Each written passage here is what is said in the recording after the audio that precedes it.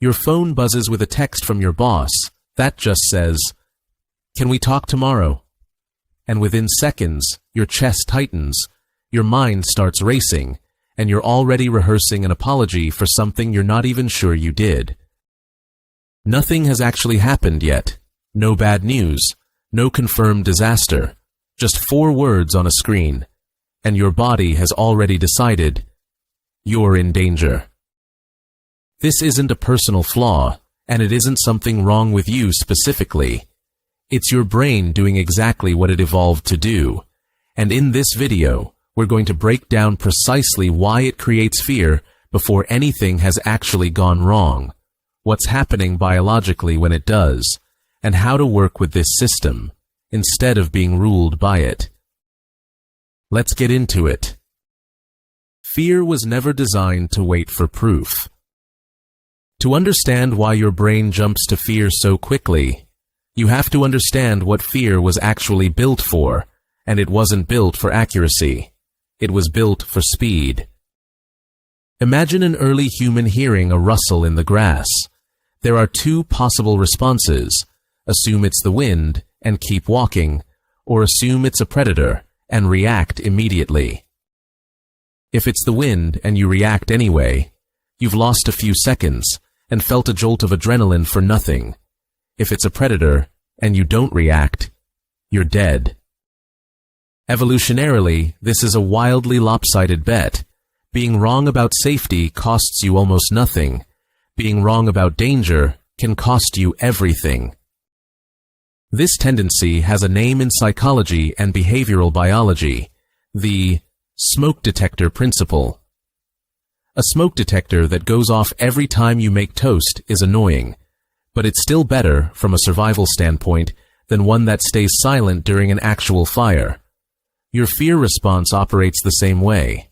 It's tuned for oversensitivity, on purpose.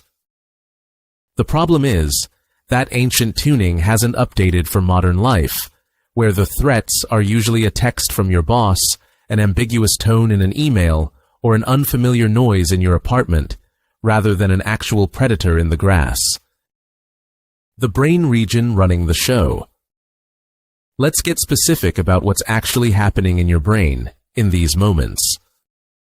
At the center of this response is a small almond-shaped structure called the amygdala. One of its key jobs is to scan incoming information, sounds, images, memories, even imagined scenarios, for anything that might signal danger. Here's the critical part. The amygdala can trigger a fear response before the more rational, analytical part of your brain, the prefrontal cortex, has even finished processing what's actually happening. In practice, this means your body can already be flooding with stress hormones, adrenaline, cortisol, before your conscious mind has even finished forming the thought, "Wait, is this actually a threat?" You feel the fear first. The reasoning about whether it's justified comes later, often too late to stop the physical reaction. This is why you can logically know a plane is statistically safer than a car, and still feel your heart pound during turbulence. The amygdala doesn't consult statistics. It reacts to pattern and sensation first, and asks questions. Second, why your brain predicts danger, not just reacts to it. Here's where it gets even more interesting, because a huge amount of modern anxiety isn't actually a reaction to something happening right now. It's a prediction. 1. The brain is a prediction machine, not just a reaction machine. Modern neuroscience increasingly describes the brain less as a passive processor of incoming information and more as an active predictor, constantly generating expectations about what's about to happen based on past experience and then checking incoming information against those predictions. 2. Past experience shapes what gets flagged as dangerous. If you were criticized harshly by an authority figure in the past, an ambiguous message from your current boss can get automatically categorized under danger, even though the current situation may have nothing in common with the original one, accept a surface similarity, an authority figure, a request to talk. 3. Ambiguity itself is treated as a threat signal. When information is incomplete, like a vague text message with no context, your brain doesn't default to a neutral or calm interpretation.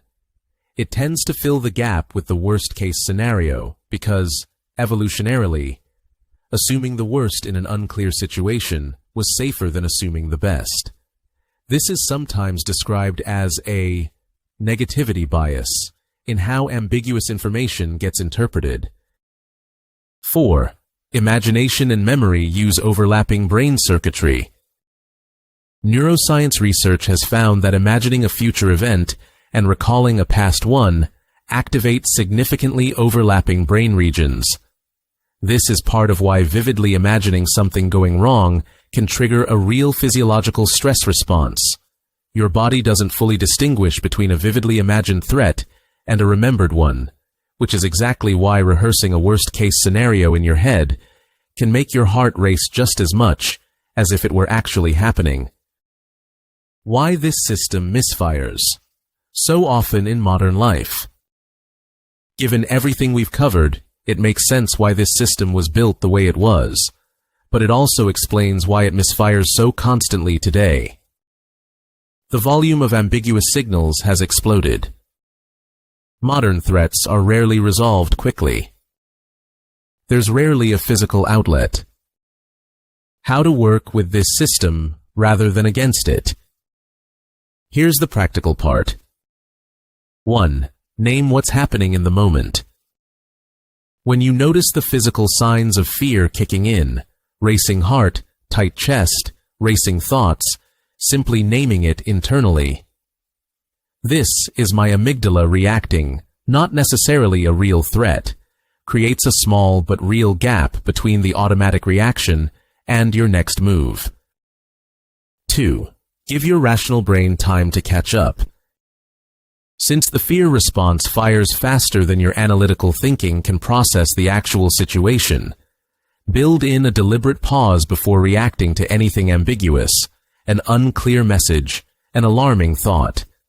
A few slow breaths, or even a short walk, give the slower, more accurate part of your brain time to weigh in before you act on the first wave of fear.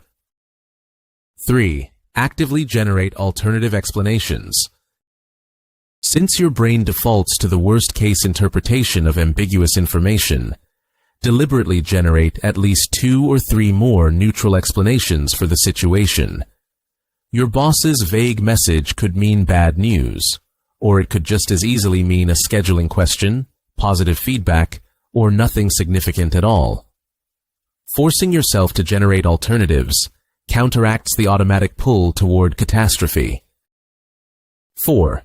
Give the physical energy somewhere to go. Since the stress response prepares your body for physical action, movement, even brief, like a short walk or some stretching, helps metabolize the stress hormones your body has already released, rather than leaving that activation with nowhere to discharge. 5. Distinguish between a signal and a threat. Not every fear response is meaningless. Sometimes your gut instinct is picking up on something real, and it's genuinely worth listening to.